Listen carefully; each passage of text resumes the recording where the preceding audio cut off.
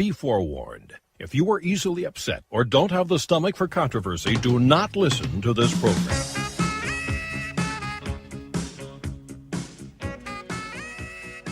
Well, so I'm just surprised that as a feminist, you are a feminist, right? There's a lot of associations with that term. You don't call yourself a feminist? No. What are you doing here? I wanted to have a feminist here.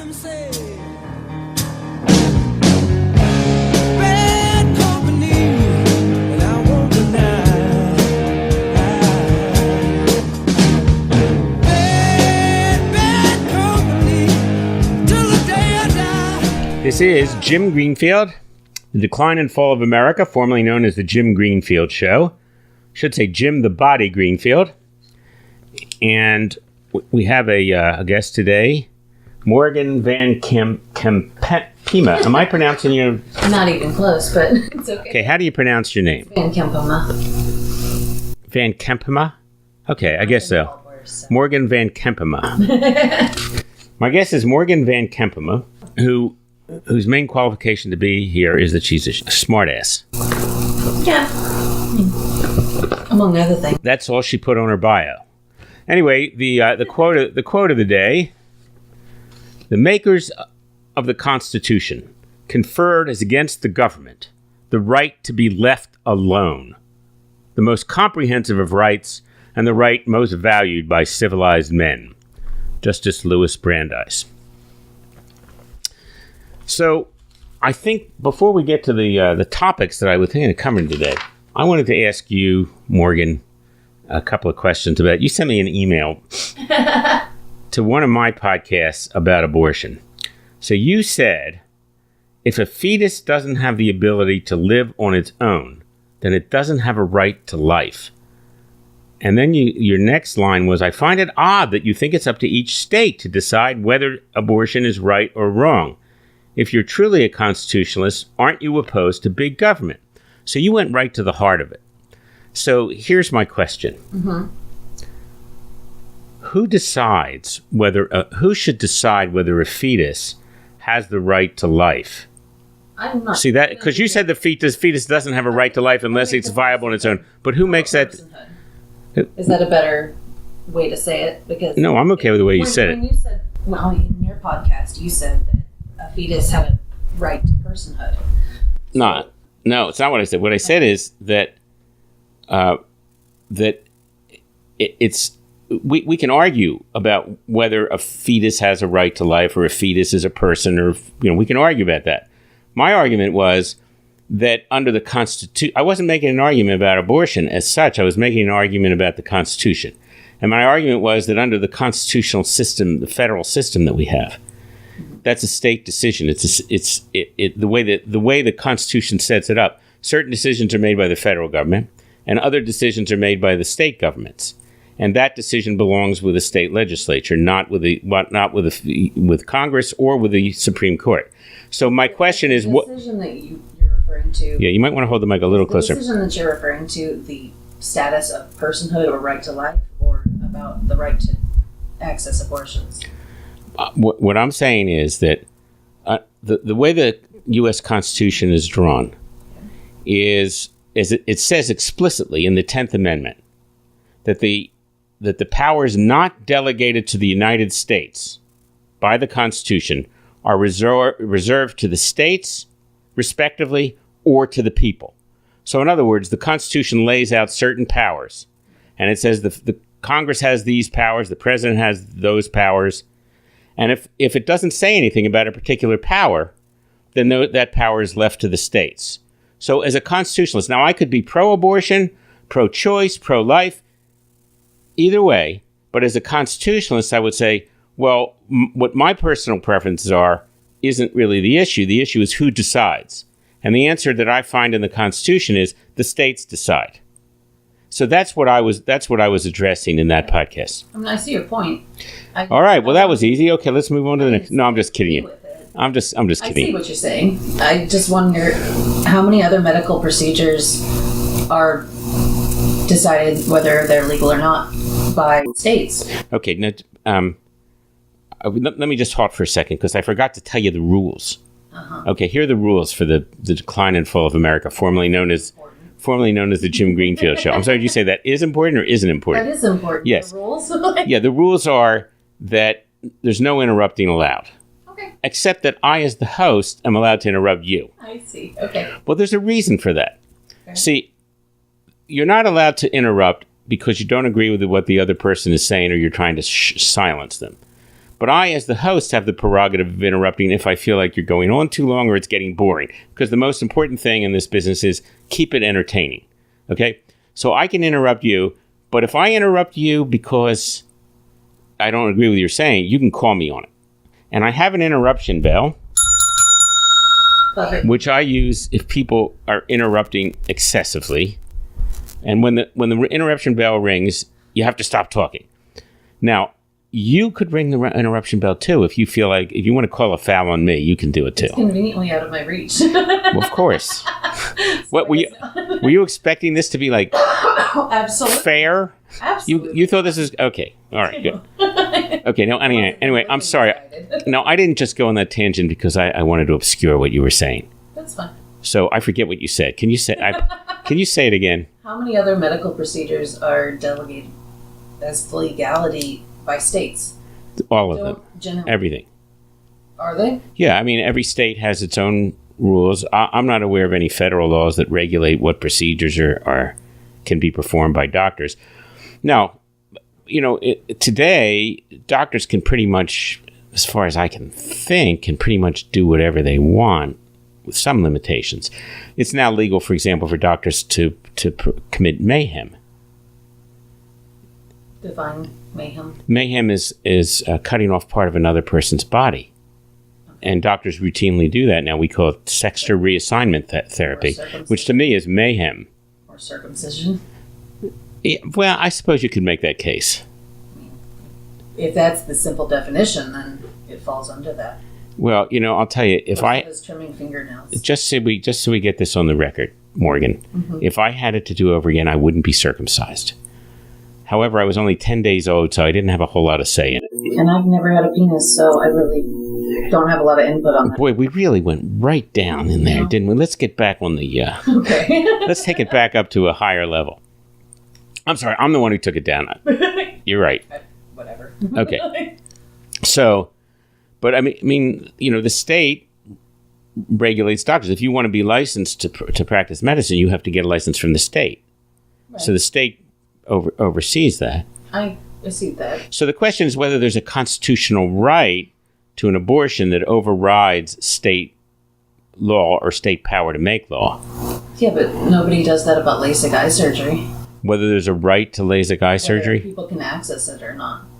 I suppose that if some state said that it was that it was illegal to have LASIK surgery, somebody could bring a lawsuit. So what's the difference between one kind of medical procedure and another? If it's a woman's body and, we have this whole right to be left alone right, and not have the government interfere in your personal lives, why do they... But let's assume... But look, a women's issue? Well, the main difference is that there was a lawsuit about abortion, and there hasn't been about LASIK surgery, as far as I know. But let's say theoretically you're right. Suppose some state, for whatever reason, says we're not going to allow LASIK surgery in this state. Okay. Now, I could imagine something like that happens. Let's say that the surgeons who perform traditional eye medical practices have a monopoly and they have more power in the state legislature, and they get the state legislature to pass a law barring their competitors who are doing laser surgery. Okay? You could see something like that happening. So then the laser surgeons bring a lawsuit. They say there's a right to privacy. You have a right to decide what to do with your own body. It goes to the Supreme Court.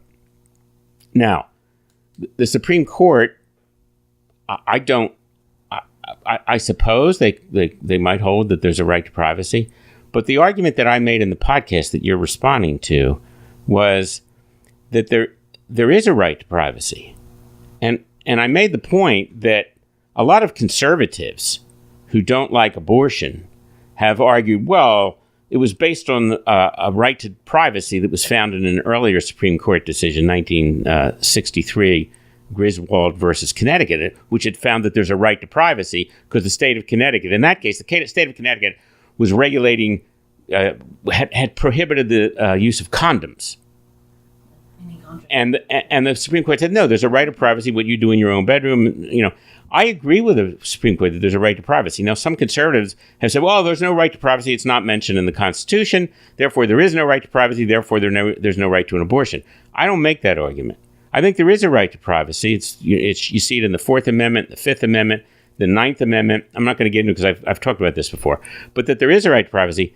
But the difference is that in the abortion case, there's someone else involved, which is the baby or the fetus, whatever term you want to use. And so my argument is, if the fetus is a human being, then the fetus also has rights. And so the mother's right to privacy doesn't trump the baby's right to be alive if the baby is a human being. And then the Supreme Court would have to decide, and I don't think they were explicit with this, well, the baby is not a human being. The fetus is not a human being, so it has no rights. Only the mother has rights. And if that's the case, I would say, okay, then the Roe v. Wade was properly decided.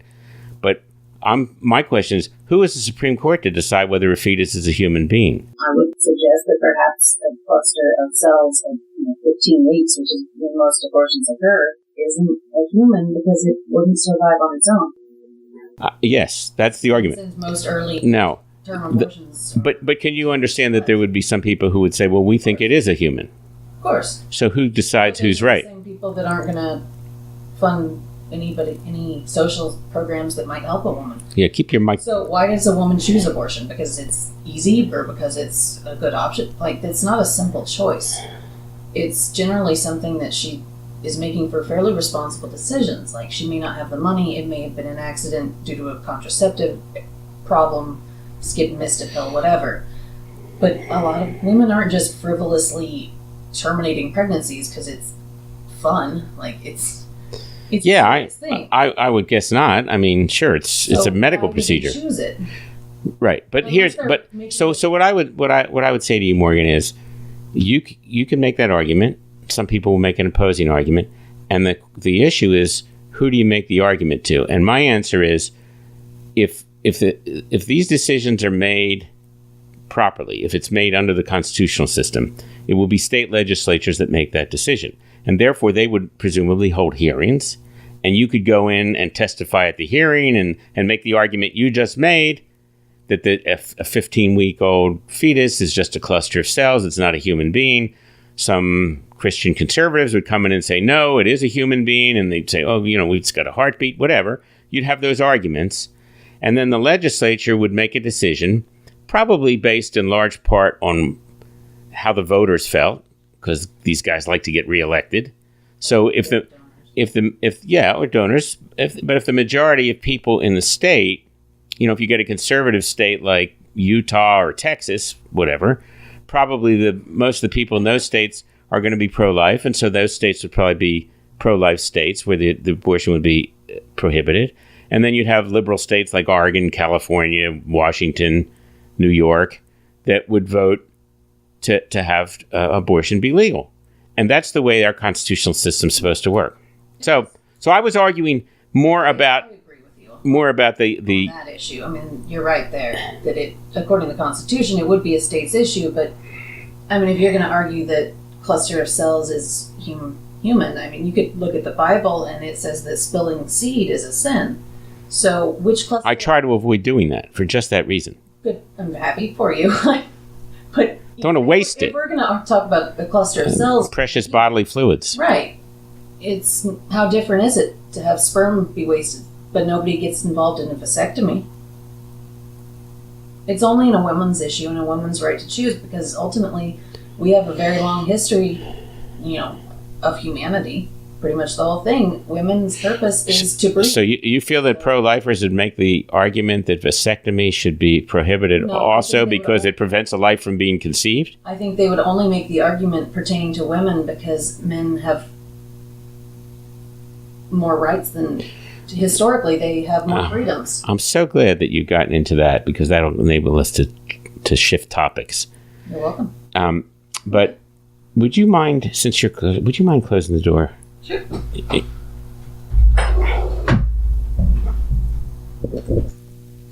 Okay, so that's great, Morgan, because you just seamlessly moved to what was supposed to be the first topic.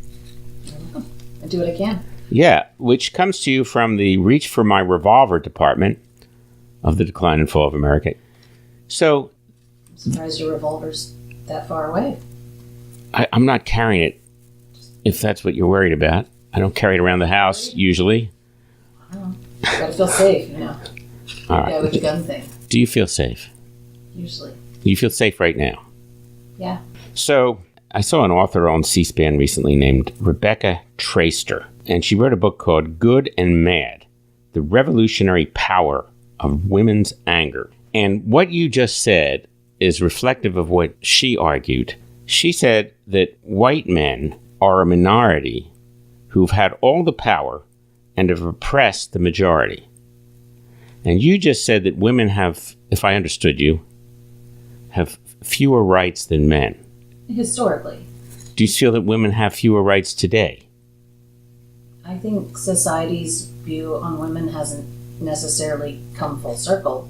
I think there's a lot to the wife being subservient, and a lot of people thinking that women aren't capable of making rational or well thought out decisions. Where on earth would people get that idea? You know, hysteria, maybe. Female hysteria? Right, yeah. You need a hysterectomy because of your hysteria. It's because your womb. Was that a play on words? No, that's what the medical prefix hystero is. So it's not a play on words. It really is a derivative. Yeah. Hysteria comes from hysterectomy? Yeah. Well, hystero, which is the medical prefix for uterus. Very good. In Victorian times. Wow, Morgan, I'm impressed. I'm not just, annoying. Well, I'm annoying, but whatever. Yeah, and you didn't even graduate college, and you're just phrase mongering that with the best of them. So that was a good dig. Thank you. No, that wasn't a dig. But I don't have the student debt, so I don't. Either way, so. I don't think college is necessarily that great, so I didn't intend that as a dig. When I'm free, huh? Yeah, look, when I'm giving you a dig, you'll know it. There won't be any question about it. Oh, I will. Maybe. Well, anyway, so you're saying that there's some kind of residual or vestiges of the oppression or unequal rights. Have you read the Bible? Parts of it. Okay, so there's the whole Adam and Eve. So you feel that Adam and Eve was unfair? It's as old as time. I mean, it's as old as the written record of humanity. What, that men were dominant? Yeah. And where does that come from? When I get my flux capacitor, I will go back in time and let you know. Flux capacitor from Back to the Future? Yeah. Good. God, great illusion. Thanks. Illusions are great, aren't they? Yeah, illusions as well as illusions. I can't answer where it came from. I mean, I think there's a certain amount of... Well, have you found it? Do you think it's been true in every society or just America? I mean... Oh, it's not a white thing. It's a pretty universal thing. Patriarchal societies are by far the most common. There were the Amazons. Yeah, I mean, there were a few. Who were so important that they named a company after them. Yeah, well, I think he wanted to name it Relentless. And that name was already taken? Relentless.com, it takes you to Amazon.com, so... Yeah. But anyway, apart from the Amazons, you're right. I guess I'm asking a fundamental question I've never once in the 48 years since feminism started. I trace it to 1970. I've never once heard. Limited data pool, isn't it? That's when I saw it start. I mean, I was there.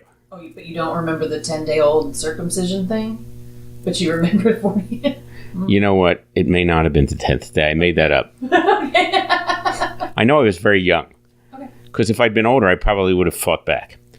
But the point is, I want to get off of my circumcision and try to... Unintended? Try to stick to the topic here. So here's what I'm really asking you is, why? What if you say that throughout history, going back maybe to prehistoric times, tribal societies, every continent, Africa, Asia, Europe, the Americas, men have been dominant. My question is, Why? Who's going to win a fist? How come nobody's ever Who's going to win a fist fight? win a fist fight? Yeah, man or woman. Used to be, It's gonna be the man. usually it used to be the man. Anymore, I watch so many movies where the women are beating up men, and I'm thinking, Right. God, maybe something's Incredible changed. upper body strength is- You know, I know when I was a kid, I used If to women take their shoe off though, or like start scratching, that's when it gets serious. what? Women who like take their shoe off and start beating people with their shoe. Oh, do they? No, I'm talking about like these women who are like black belt martial arts, and they're beating. You see some, 120-pound woman, and she's beating the crap out of a Or 6. 250-pound muscle-bound guy, and I'm like, whoa, And they're when did that all happen? Enough to take turns and fight her. And they're hot too. They're like, Well, yeah. Yeah. I mean, who wants to be fighting with ugly people? yeah. Well, I also wonder. This is With a little. their hair down, because that's not going to get in the way. at all. I'll tell you something. There are girls now on wrestling teams, male wrestling teams, right? In high schools. That's happening. They look And better in colleges. those outfits. Well, there aren't a lot, but there are a few girls who are wrestling. And I'm thinking, how the hell, if I were wrestling with a girl, imagine when I was a young guy, right? Wrestling with a girl, it's like, I'm not going to be able to wrestle with her. How am I going to wrestle with a girl? That's kind of the power that women have. That's their power. You're right. Yeah. But I'm getting turned on. I'm not like feeling like fighting. Right? You know? Why wouldn't you want to control that? I'm just saying it's not really fair. Probably felt the same way, and Okay, so you're saying, basically, if I understand, you're saying the reason men have been dominant throughout time is because men are physically stronger, I'm not saying and that's given them dominance. but yeah, and then there's the patriarchal society that sort of it puts the value on virgins, because how else are you going to maintain the bloodline through patriarchal society unless you can know for sure that she's a virgin?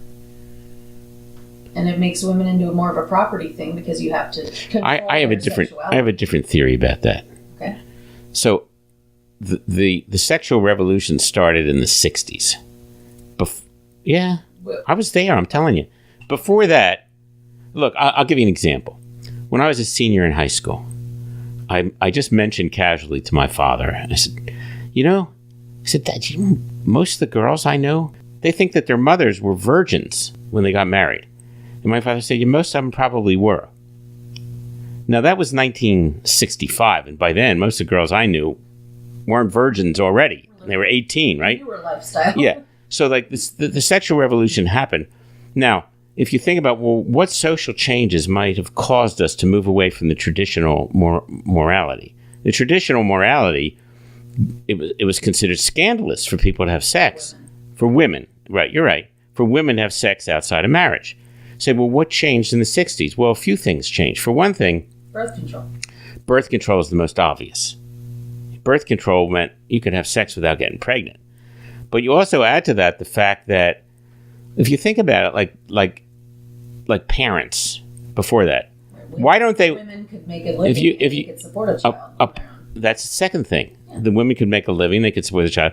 But the other thing is that parents in the old days, they don't want their daughter to get pregnant. She's not married, because they know they're going to be supporting the baby. And people didn't have much money in those days. It wasn't a shame thing. I mean, Well, they made it that. well, I think it's been that a very long time, because a woman no longer has value if she's not a virgin. But there's no shame anymore in that. We don't have that anymore. Okay. You're laughing. I mean, look, I'm telling you, one of my daughters. You white man. Oh, we're There gonna. may be other. Don't start with No, that. It's not about white. It's Yeah. man. Yeah, heterosexual. Yeah, you having never had a baby that I'm aware of. I don't know. No, but I've had 5 children. Well, they didn't come out of your vagina. That's correct. I saw where they came out of. But the point is, But so there may be, other perspectives that you're not necessarily aware of, because it. no, I'm aware of all perspectives. Okay. Yeah. So no, Anything to that. no. Look, it's like in those days, it was harder for women to earn a living because most labor was physical. Okay, farmers. It's a lot of physical. They didn't have tractors. It was like it was physical labor. It was hard. So women couldn't earn as much money as men most of the time. Even when they had factories, the men were physically stronger. They could do more. So women's earning power was lower than men. So you get But at least they had earning power. Throughout most of history, they didn't. well, I don't know about that, but my point is, you're trying to divert me from my point. My point is that you got young women, difficult for them to support themselves. More difficult to support a baby, especially because they got a baby. Somebody's got to take care of the baby. So the parents are like, don't you do that. Don't you get pregnant. And they didn't have birth control, so they couldn't control whether they get pregnant. So it's real easy then to have a moral order that says it's immoral to do that. You don't do that. It's a disgrace. And, as I say, even in the 60s, if girls got pregnant and they weren't married, they'd send them off to a home for unwed mothers because it was so scandalous. They didn't want the neighbors and people in the community to know. The girl would suddenly disappear for 9 months, and or maybe 6 months, and then she'd come back. There's a lot of countries where she would be killed. She literally has no value. No, that's another topic I wanted to get to. But in any case, I mean, she's not worth any cows at all. Well, it's economic, I guess. Right? Because only a female has monetary value and can be bought or sold. I think here they don't do that to males unless they're slaves. Like, we don't have there's no male husband industry. There's bride industries. So what's your point? That it's different for men and women. Women have much less. They have a monetary value. They're seen as a commodity whose purpose by whom? Is many societies. Okay, well let me. They have a purpose, which is to. Do you feel women are in America today are oppressed? I can tell by the look on your face. You're looking for the trap. Define oppression. Because women in you America define have it pretty damn good. Like, pardon my language, but considering other countries and Morgan, we've got it pretty good. There's some things with the gender pay gap, which is really a penalty for motherhood. Morgan, you've been eating fish heads. Have I? Yeah. Do you know what that means? No. So my father told me this story that our family came from Russia, right? So my grandfather came from Russia. So my father tells me the story. There's a Russian merchant, and he's a Jewish merchant in Russia, and a peasant comes into the store and says to this Jewish merchant, "How come you Jews are so smart?" And he says, "Fish heads." The guy says, "Fish heads? What are you talking about, fish heads?" He says, "We eat fish heads." The guy says, "You mean eating fish heads makes you more intelligent?" He says, "Yeah, and I've got some fish heads here I can sell you for $1 a piece." So he sells him a dozen fish heads.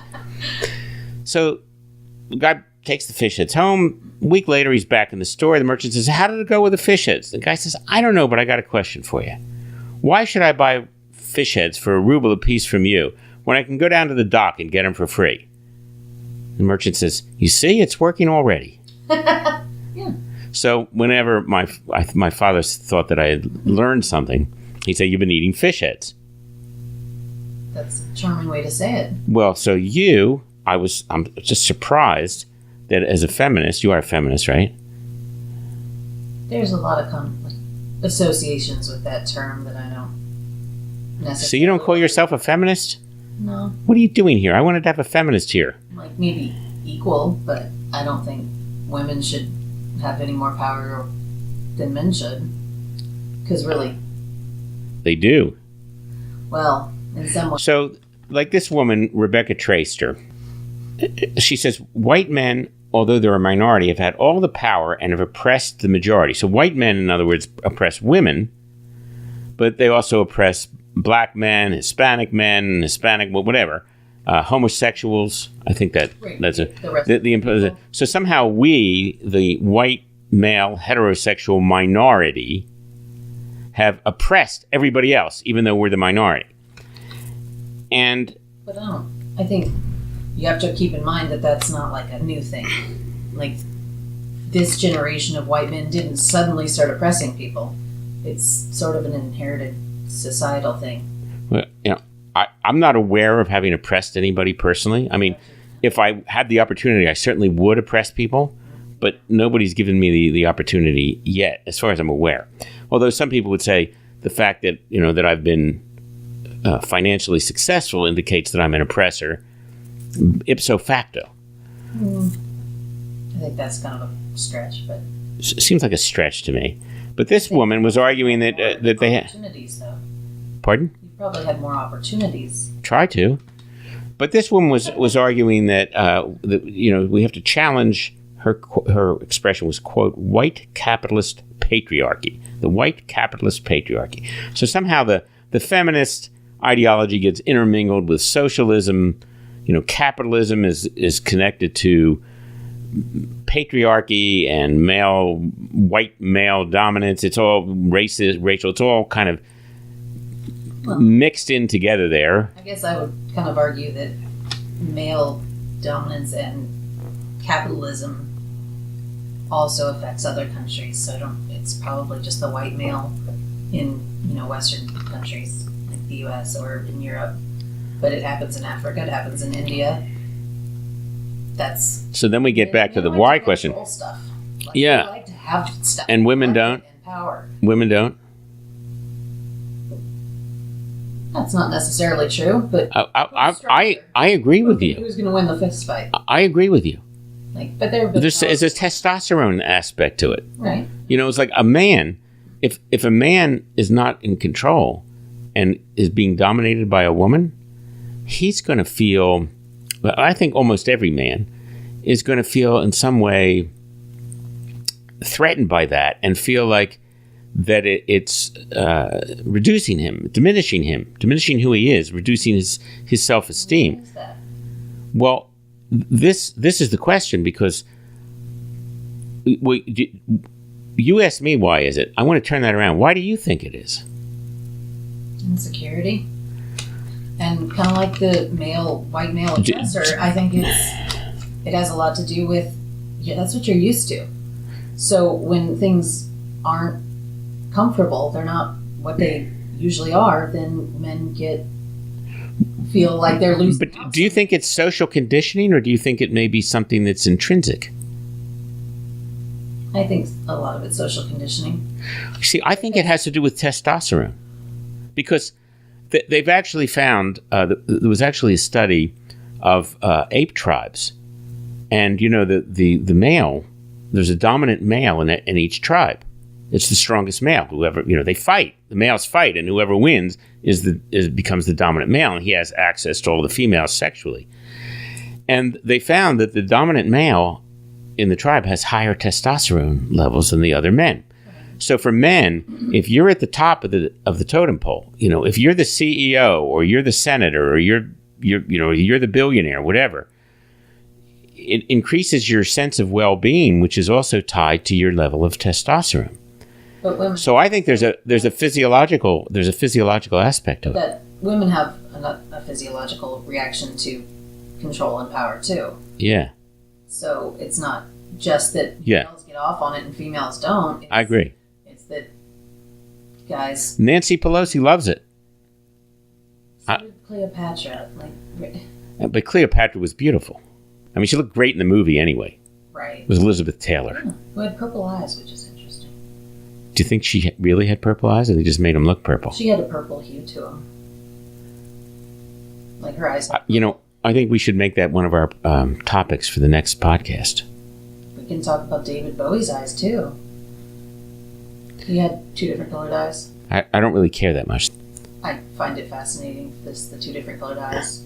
Okay, now you've thrown me off the scent here. Good job. Thanks.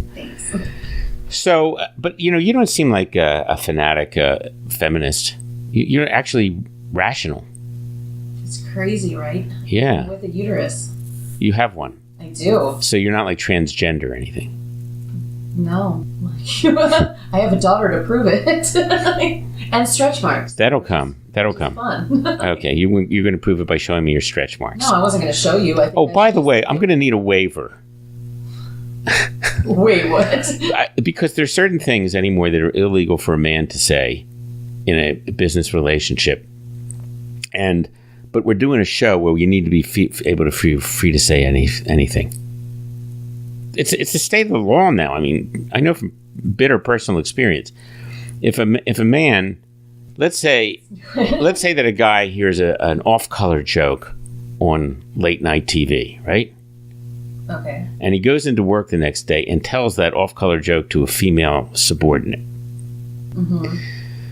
The guy who told the joke on TV, It's funny. his right to tell the joke is protected by the First Amendment. Right. And But the guy who told the joke, his ass is right, yeah. is in a sling. He's going to get sued.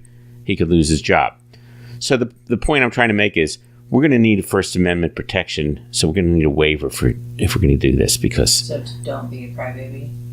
What we're doing. yeah, that's pretty much it. If I say anything that you really find offensive, Very offended. feel free to slap me across the face like they used to do in the 50s. You might like it. I'm good. I don't know. I've never been slapped. Oh, Like you that. haven't lived, I guess. I don't know. Weird. Yeah. Well, anyway, I think I'm going to edit that out. That's fine. Anyway, so this woman that I was talking about, this Rebecca Traister, she advocates mass rage regarding race and gender. And she said that women are an oppressed majority. So, but you don't feel that way. You don't feel like women are oppressed. You don't feel like... I think there are inequalities. What? there's What inequalities? Medical care. Do you know what the rates of women who die right after giving birth are? So that... It's going up. And the So- U.S. has by far the worst. Can you back this up statistically that women are more likely to die in childbirth than men? I think I could probably manage that. Okay. But how about heart care? Boy, I mean, I think How you about won. cardiac care. You won that argument, Cardiac care? huh? Cardiac care. In a public situation, if a woman has a heart attack and drops, she's much less likely to get CPR than a man is. And the man's 22 times more And likely to survive it because he would get CPR. Hey, I'll tell you what, Morgan. Mm-hmm. See, I'm the exact opposite. There's no way I'm giving mouth to mouth to a You man. don't have to do mouth to mouth. It's Yeah, confessions only I for ta- bystander CPR. Look, let's not split hairs here. The point is, I'm willing to give mouth to a woman, but not to a man. It's generally more about touching her chest that becomes an issue. That too. Good So, for you. Yeah, Saving lives. you know what? Maybe men don't want to push hard on women's chest You because probably break some ribs. you might hurt them. Touching her titties isn't going to be a thing. Like, Well, and generally I was speaking, taught. if she's had a heart attack. I hate to Not feeling much. I hate to keep quoting my father, but I swear to God, I'm going to anyway. I swear to God, when I was a kid, I was probably 10 or 11 years old. My father said, "Never hit a woman in the breasts," and it was like I'm thinking, why would I have ever? Why would he have felt it necessary to tell me that? It never even occurred to me to hit a woman in the breast Yet. at that point. Right. But- like at 10 to 12. It was 2 years later. Yeah. But the point I was trying to get to, what was the point? Sure. Oh, okay. Oh, yeah, I know. So if you're right that women get worse medical care than men, why is it that their average life expectancy is 7 years longer? Why do Okinawans? God, I thought I stumped you for Why a second do there. Okinawans live as long as they do? I don't know any Okinawans. Hold your mic closer to your mouth there, please. Why? Because you really want to hear me? Because otherwise, my voice will be louder than yours throughout this. But won't that help you as a white male feel, your power? I feel the power anyway, Morgan. I don't need that. Then why be so insecure about equality? You call it insecure. Well, if it makes you feel like you're losing out, like you're being slighted or No. controlled somehow, or No, it's not that. To me, it's purely intellectual. you think so? Yeah, I feel like it's unnatural Why do you think you feel that way? because it's the notion that democracy is an odd sort of equality between equals and unequals.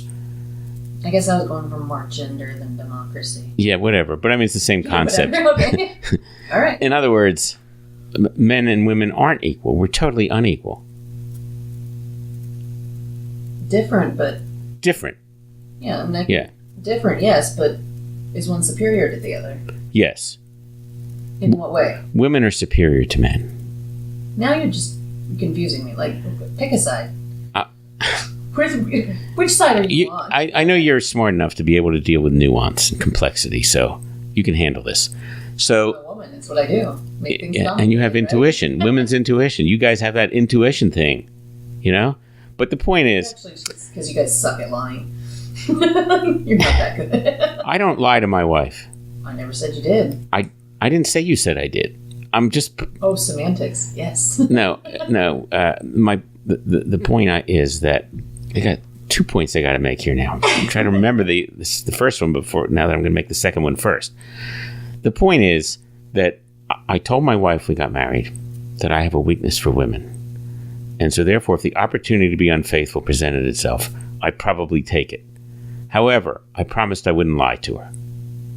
Now, I'm not going to volunteer information, but if I'm asked, I'm not going to lie. Okay? And she said it's okay with me if you're unfaithful. Just don't come home.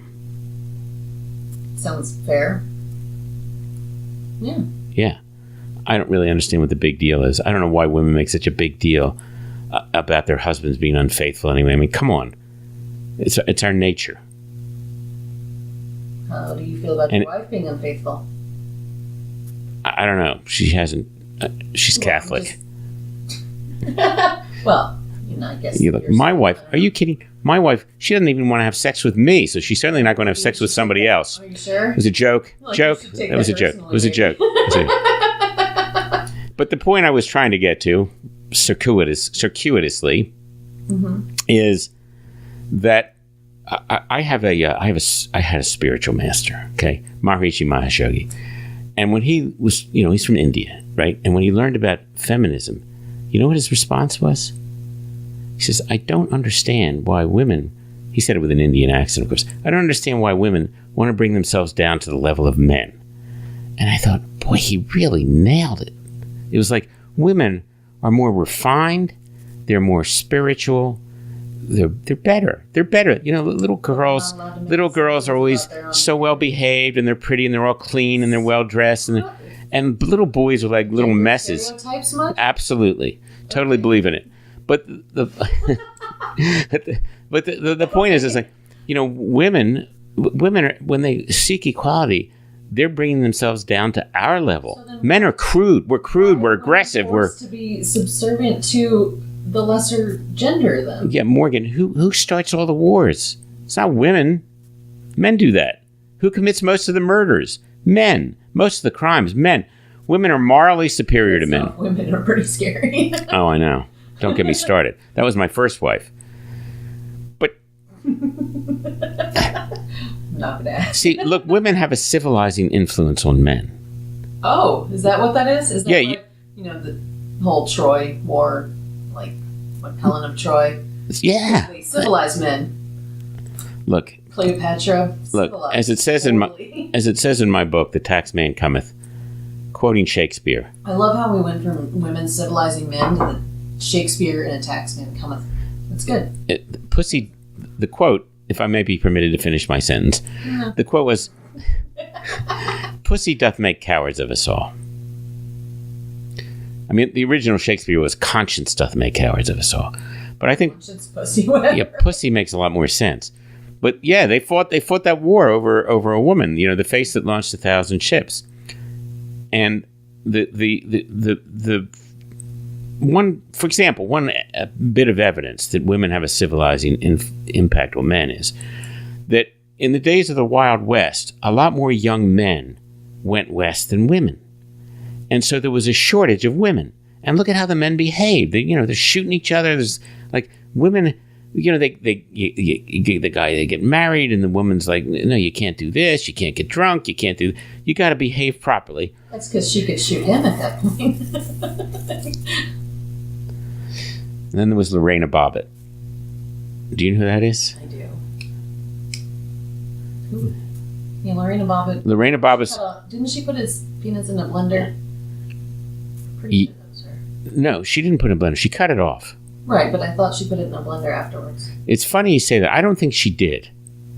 But that's more of a joke. But it's funny you should say that, because I got sued for sexual harassment in 1994, right? Mm-hmm. This woman who worked for me, we flirted with each other, and then she found out that I had substantial assets, so she decided to sue me. So I'm sure that's the whole picture. That was the whole picture. From your side, yeah. Okay. I accept that. That was the reality of it. But one of the allegations. Look how sure you are. One of the allegations that she made in the complaint was that we were out to lunch with another person we were working with, and that I told some story that was offensive to her. And she got it right. The story was correct with one minor detail, which was that she was the one who had told the story that was offensive to me. And what she said was, and this was back at the time, wasn't that far removed from Lorena Bobbitt. She said, well, if I were Lorena Bobbitt, I would have thrown it in the garbage disposal. And that's where I was offended. Kind of winced, right? I think, is wincing the same as being offended? Maybe not. Close enough. For our purposes? Okay. It's a little You're going to split hairs with me about wince? Snowflakey. Yeah, well, if you had a penis, the thought of it going in the garbage disposal would probably make you wince also.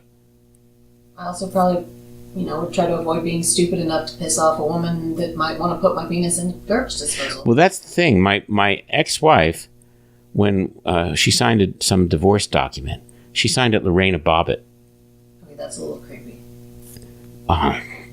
That's why I divorced her. No, actually, we were already getting divorced. That wasn't the reason.